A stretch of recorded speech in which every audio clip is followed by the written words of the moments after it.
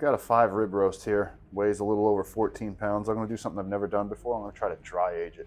We got these bags you stick to it, and then you either tie it or put a net around it. And it's going to sit there for 4 weeks, and that's supposed to add both tenderness and an enzyme-rich flavor is how they describe it. Now, I'm such a fan of normal ribeyes that I'm skeptical of this whole process. I always hear how good it is, but I know in the end you have some loss, and I'm going to have to shave it away. And we're going to taste what it's all about, and we're going to do a side-by-side comparison and see, is it really that much better than a regular ribeye? Is it worth the loss you incur? We're going to find out, so we're going to give this a try.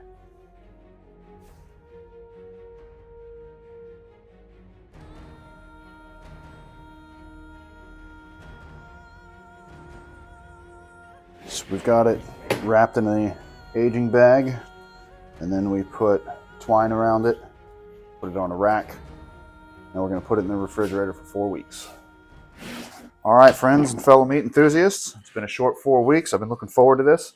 Got our regular ribeye and our dry aged ribeye. I was really tempted to pull this out early. This thing's solid. I know I explained already, but the whole experiment is how much different does it actually taste, and is it worth it? Because we're going to lose some of this when we trim it off. That's what I'm going to do now. We'll go ahead and get started there.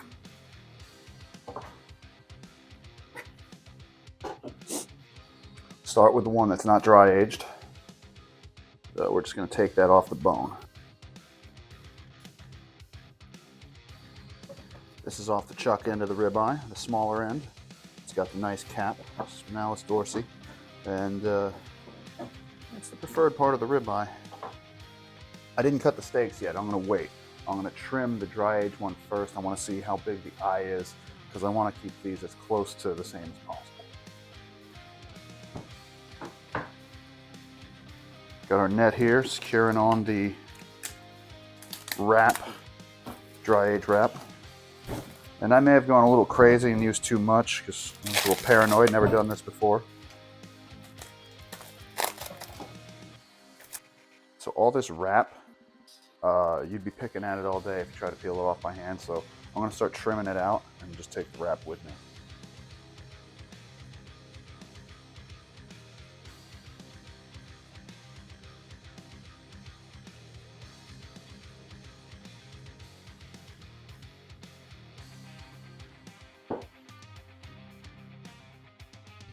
I should have weighed it before and after. I think it was a little over 14 pounds before. I will weigh it after, we'll see. It won't be an exact measurement, but we'll have a rough idea. All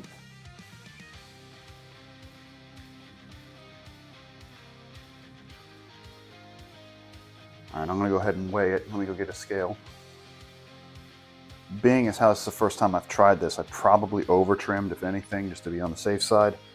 This was a little over 14 pounds when I started, and then the moisture you lose, plus how much I trim away. Right now it's weighing in at 6.618. So that's a lot of loss. That's over 50% loss. So hey, I'm just saying it better be good, because then I have my not dry aged one. This one is 4.73 pounds, the fresh, not dry aged. So we'll see if it's worth it. That's just, you know, we're not going to lose much here. We've already taken the bones off. So we're going to throw these on the charcoal grill. I think the weather's going to permit today, so I'm going to get a nice thick, maybe, yeah, something like that there.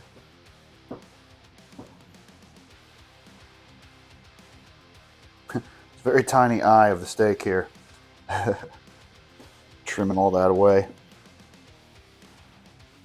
But yeah, I think they'll come out nice. The smell, like I said, I expected it to be more potent, but it is good. It's a good smell. It's not. It is an appetizing smell. All right, so we'll start with those two, and then something to match here.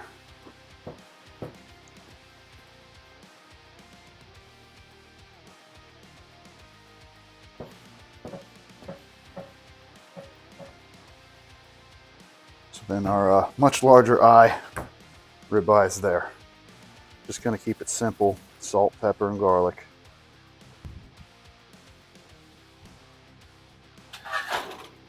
Got our unseasoned ribeye here for the steak wolf. He's been a good boy, and He's been anticipating this as long as I have. Every time I have him open that beer fridge, he gets a look at that big dry aged ribeye. So there's his cut. Dry age first.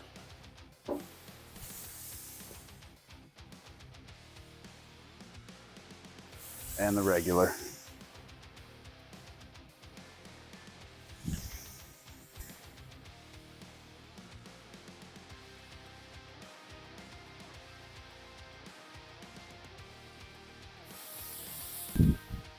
Time for the flip.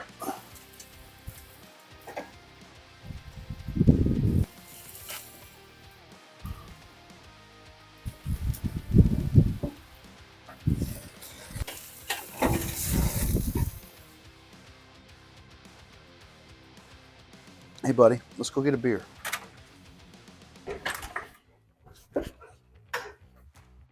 Get me a beer.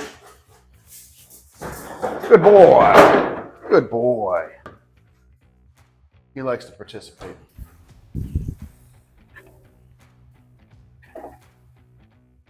Let those rest.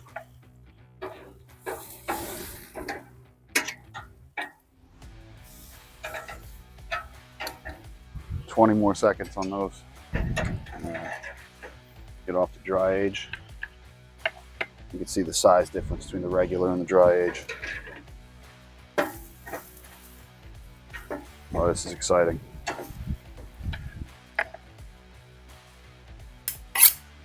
Regular ribeye, our control. Dry age ribeye, I'm trying for the first time. So I'm gonna go right through the middle of the eye. Looks good to me. I'm gonna go right to the cap. Oh, this is gonna be delicious. So try a bite of the cap.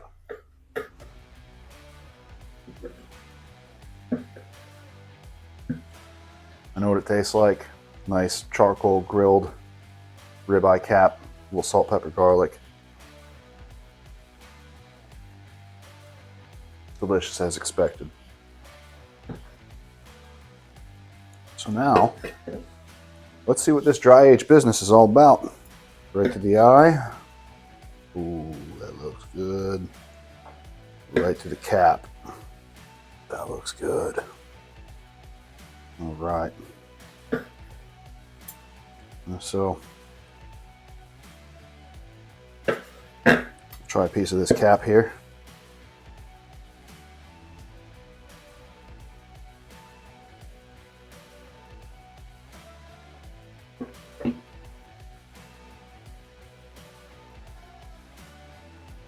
Let me give you an honest answer. I'm not sensationalizing for YouTube. That is delicious. It is better. The amount of loss from this to that is probably not feasible. I understand when you buy a dry aged steak why it is so expensive, because you're throwing away 50% of your steak to get to this point. It is more tender. Maybe the loss would be less on a 2-week dry age. It's making me want to try that in the future.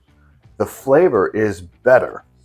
It's hard to explain how. It's the most ribeye-y ribeye I've ever eaten.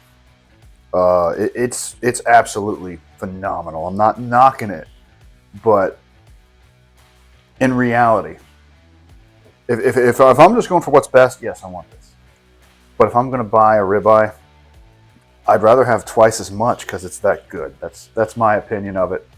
I hope this was useful to you if you had ambitions of trying some dry aging yourself. If you like this video, guys, go ahead and hit the thumbs up and subscribe if you haven't. Thanks a lot for watching. So my boy here has been patiently waiting his turn. He hasn't begged. He has been fantastic throughout this whole thing. So we're going to go ahead and reward him. He's a good dog. Come here. Good boy. Ah, he got my finger.